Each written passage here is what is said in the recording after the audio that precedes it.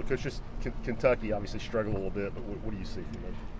Well, what I know is the respect that I have for John Calipari and his program, and what he's meant not only to the University of Kentucky but to college basketball in general. And when you think of his teams, all I know is they always get better, always.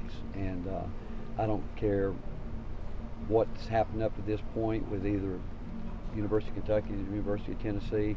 You can throw all that out. It's going to be a game where both teams are going to play hard, going to try to get better, and so we're going to have to be ready to play. And you go back and look, they've like a lot of teams in college basketball, they've had injuries they're dealing with. I'm not sure he's had his whole team together all year, and the one thing I do know that his teams always get better and they play their best basketball late in the year, and hope that people can say the same thing about us, that we're going to get better and we're going to still play our best basketball later on. Rick, talk about the success that you guys have been able to have in this building against Kentucky. I think you've got to give Kentucky a lot of credit for when they go on the road. I mean, they've had great success in that program, and certainly since John's been there, he's taken it to even a different level to where people expect it. It's like one of those basketball programs and that wherever they go, people want to come see them play, and your fans get excited, and that's I think most anybody would say you're envious of that. You want that. We want that wherever we go, and we want to build it, but it takes a long time, over many years, which Kentucky's been successful in basketball. You go back, 40s, 50s, I don't think there's probably a decade they haven't had great success, and so it's a compliment to people that have coached there, who have not only carried that on, but have improved it. And I can tell you, John Calipari has improved it as much as any coach they've ever had.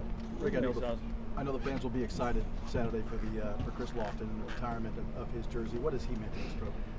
Well, we all should be excited for Chris. When you think about, I've never met anyone that can say one ill thing about Chris. When you come into a situation like we did 8 years ago, and you want to build something special, but you also know you need past players and people involved with you to help you do that.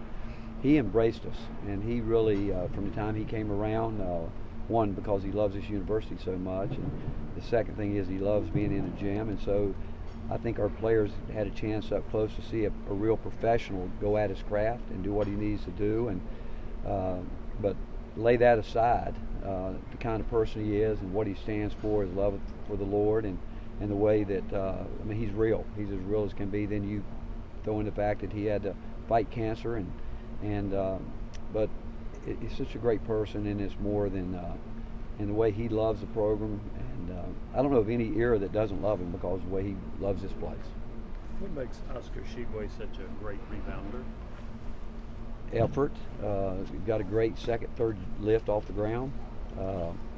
Great angle player, terrific hands, really quick with the ball, quick with his hands from his shoulders over his head, extends, plays with extension, willing to leave his area to go get rebounds, but he's got really good body control. He doesn't have to so much be technically correct in terms of his footwork. He just has a knack, and when he rebounds, he's got a great touch around the rim. But rebounding, as we know, it's effort, but it's also in some DNA, and he's definitely got it in his DNA. How important is it to contain him? It's hard. You say contain him. When you got a guy that's averaging a double like he has for so many years, I don't know if you can contain him. You just got to hope that you can make him work for everything that he gets, because he's going to get it, and if you don't make him work for it, he's going to get a lot more than what his numbers show. How is Kentucky different with and without Cason Wallace? What does he do for them, I guess?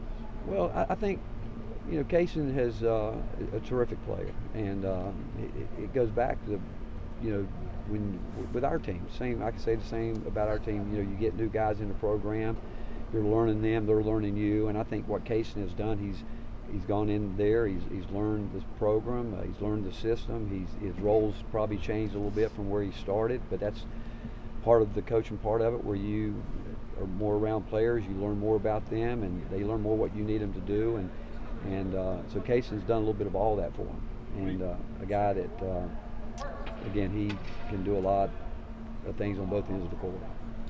What do you remember about those 2 games when you were at Texas playing against Chris Lofton, and just what was it like as an opposing coach trying to slow him down on any given night? Well, if I speak to you honestly about the first game in Austin, we had 6 players that we played in the game that we wanted to play because one of our guys, Daniel Gibson, got a concussion the day before the game, and he was a non-factor, and they played great. And then coming in here, we had the game won, and the officials took over.